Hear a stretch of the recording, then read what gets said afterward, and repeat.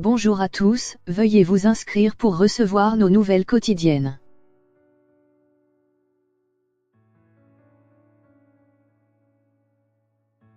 Obésité, alcool, nutrition, les messages de prévention du gouvernement. L'exécutif a présenté lundi plusieurs mesures de prévention santé, aux contours encore flous.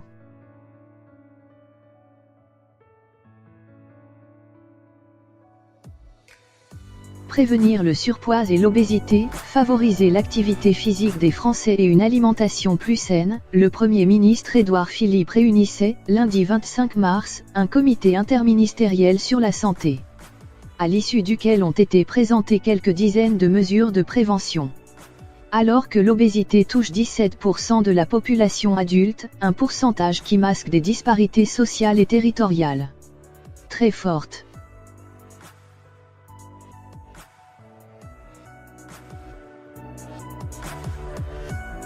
Le gouvernement énonce pour la première fois des objectifs chiffrés de réduction de la prévalence de cette maladie chronique. D'ici à 2023, celle-ci devra avoir diminué de 15% chez les adultes et de 20% chez les enfants et adolescents. Ces objectifs, jugés très ambitieux par plusieurs spécialistes, sont surtout l'occasion pour l'exécutif de définir une nouvelle feuille de route.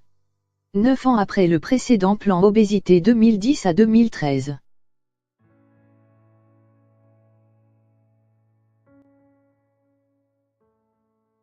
L'obésité paraît comme une fatalité, alors que c'est une porte d'entrée pour beaucoup de pathologies, note le professeur Olivier Ziegler, coordinateur du centre spécialisé de l'obésité de Nancy.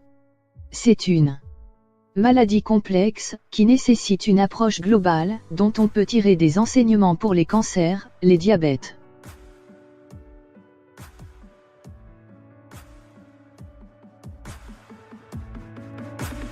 Le programme gouvernemental souligne la persistance d'inégalités sociales fortes dans la prévalence de cette maladie, relevant par exemple que les enfants d'ouvriers sont 4 fois plus touchés que les enfants de cadres.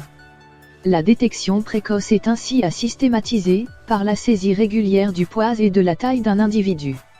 Les territoires d'outre-mer, 2 fois plus touchés par l'obésité que la métropole, doivent faire l'objet de programmes adaptés.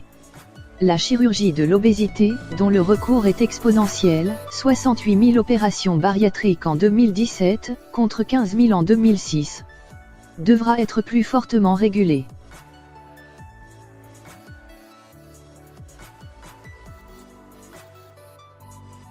L'ensemble de ces mesures sont pertinentes, juge le professeur Jean-Michel Aupert, médecin nutritionniste à l'hôpital de la Pitié-Salpêtrière, Paris. Il reste cependant à savoir comment elles seront pilotées et financées.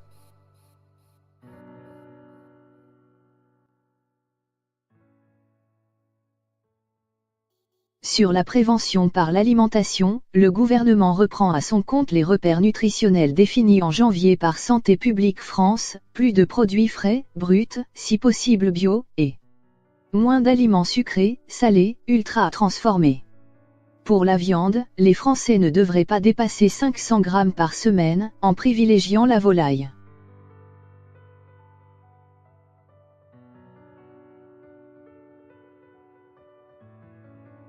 Le Nutri-Score, un système d'étiquetage nutritionnel actuellement affiché sur 20% de l'offre alimentaire, est un outil à promouvoir, mais reste facultatif.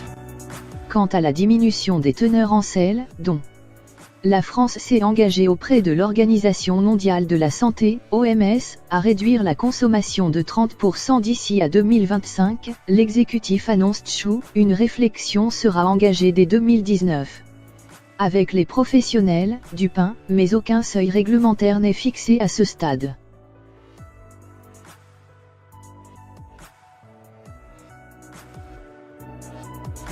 Ce programme manque de mesures contraignantes, qui nécessiteraient une volonté politique et des moyens, regrette Serge Erkeerg, professeur de nutrition à l'Université Paris 13, et initiateur du Nutri-Score. 2. Même si des ambitions sont affichées par le gouvernement sur la promotion de l'activité physique, peu d'indications concrètes figurent dans cette ordonnance.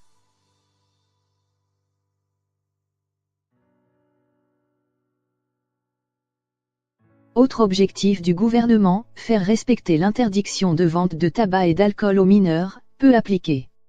Des mesures de formation des débitants de boissons et buralistes sont prévues, tout comme des contrôles en caisse.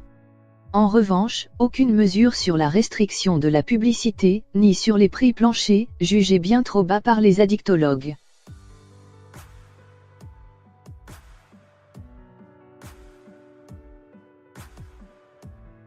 L'enjeu sera de faire connaître les nouveaux repères de consommation élaborés par Santé publique France, SPF. Le slogan, pour votre santé, l'alcool c'est maximum 2 verres par jour, et pas tous les jours, va être décliné dans une campagne de communication diffusée jusqu'au 14 avril. 23,6% des Français dépassaient ces repères, selon le bulletin épidémiologique hebdomadaire publié mardi 26 mars. 20% des gros buveurs consomment 80% de l'alcool vendu, a rappelé Michel Reynaud, président d'Addicted. Nous vivons dans une société qui, par ses incitations, semble faite pour les gros buveurs.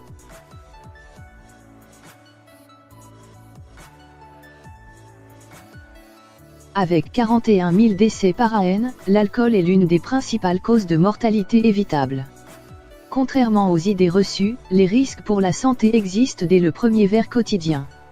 Notre objectif est de permettre aux Français de faire le choix éclairé d'une consommation à moindre risque pour leur santé, souligne SPF. Afin d'évaluer sa propre consommation, un nouvel outil est proposé sur le site alcoometre.fr.